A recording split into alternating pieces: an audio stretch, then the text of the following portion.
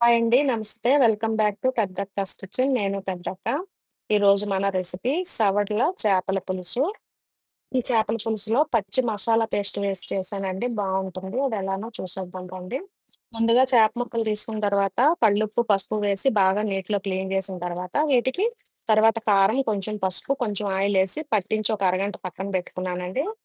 వీటితో పాటు ఇందులో శన ఉంటుంది కదా! ఈ శనను కూడా బాగా క్లీన్ చేసి వాటికి కూడా ఉప్పు, పసుపు, కొంచెం ఆయిల్ పట్టించి వీటిని కూడా మ్యారినేట్ చేసి పక్కన పెట్టుకున్నానండి. నెక్స్ట్ స్టవ్ పైన ఒక పాన్ గాని, ఇంకా కడాయి గాని పెట్టుకొని కొంచెం ఆయిల్ చేపల పులుసుకి ఎక్కువగానే పడుతుందండి. ఒక 5, 6 టేబుల్ స్పూన్ల వరకు ఆయిల్ వేసి, ఆయిల్ మరిగిన తర్వాత ఒక చిటికెడు మెంతులు, ఒక పావు టీ స్పూన్ వరకు ఆవాలు, కొంచెం చిటపటలాడిన తర్వాత ఒక మీడియం సైజ్ ఆనియన్ అండి. అది సన్నగా ముక్కలు కట్ చేశాను. చిన్న ముక్కలు కట్ చేసి లైట్ బ్రౌన్ కలర్ వచ్చేంత వరకు వీటిని వేగించుకోవాలి. వేగించిన తర్వాత ఆనియన్ పేస్ట్ కూడా ఒక ఆనియన్, ఒక మీడియం సైజ్ ఆనియన్ పేస్ట్ కూడా చేశానండి. ఆ పేస్ట్ కూడా ఒక 2 టేబుల్ స్పూన్లు, 3 టేబుల్ స్పూన్ల వరకు వేసుకొని కొంచెం మీకు పులుసు ఎక్కువ కావాలనుకుంటే ఇంకో స్పూన్ ఎక్స్‌ట్రా వేసుకోవచ్చు.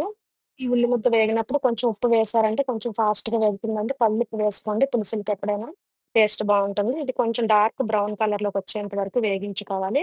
వేగించి ఇప్పుడు కొంచెం ఒక టీ స్పూన్‌తో అల్లం వెల్లుల్లి పేస్ట్ కూడా వేశానండి. అల్లం వెల్లుల్లి పేస్ట్ అనేది వెల్లుల్లి కొంచెం ఎక్కువ ఉండేటట్టు చూసుకోండి. అల్లం కొంచెం తక్కువ ఉంటే బావుంటుంది. ఇది పచ్చి మసాలా పేస్ట్ అండి. వీడియో పెట్టాను షార్ట్ వీడియోస్‌లో. ధనియాలు, జీలకర్ర, అలానే గసగసాలు, చెక్క, లవంగాలు, యాలకులు ఇవన్నీ కలిపి పచ్చి మసాలా పేస్ట్ పెట్టాను. ఒకసారి వీడియో చూడండి షార్ట్ వీడియో.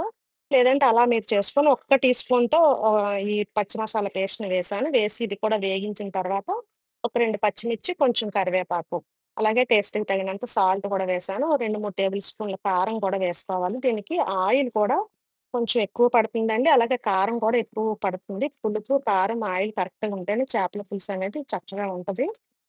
లేదు అంటే మీకస్సలు చేపల పులుసు టేస్ట్ ఉండదండి. పులుసు వాసనొస్తది. బావుండదు.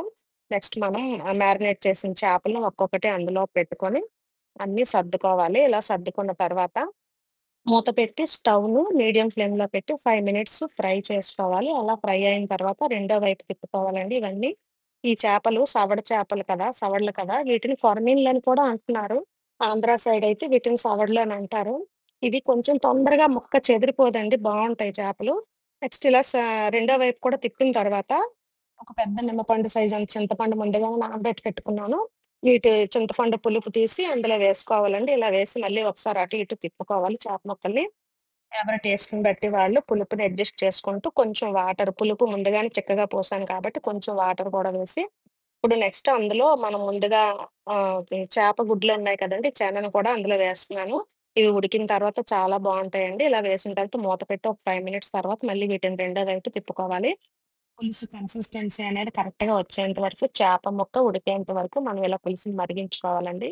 ఇలా మరిగించుకున్న తర్వాత లాస్ట్‌లో మనం కొత్తిమీర అనేది వేసుకోవాలి.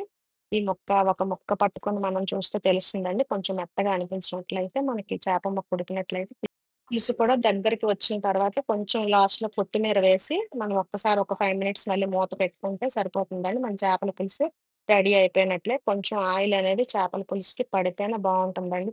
మనం కొన్ని రకాల వంటలు ఆయిల్ తగ్గించి చేద్దామంటే అవ్వదండి. పులుసు కూరలకి ప్రత్యేకంగా చేపల పులుసుకి కొంచెం ఆయిలు, కారం, పులుపు పడితేనే బావుంటుంది. అంతేనండి మన చేపల పులుసు రెడీ అయిపోయినట్లే. ఈ వీడియో మీకు నచ్చినట్లయితే లైక్ చేయండి, షేర్ చేయండి, సబ్స్క్రైబ్ చేయండి.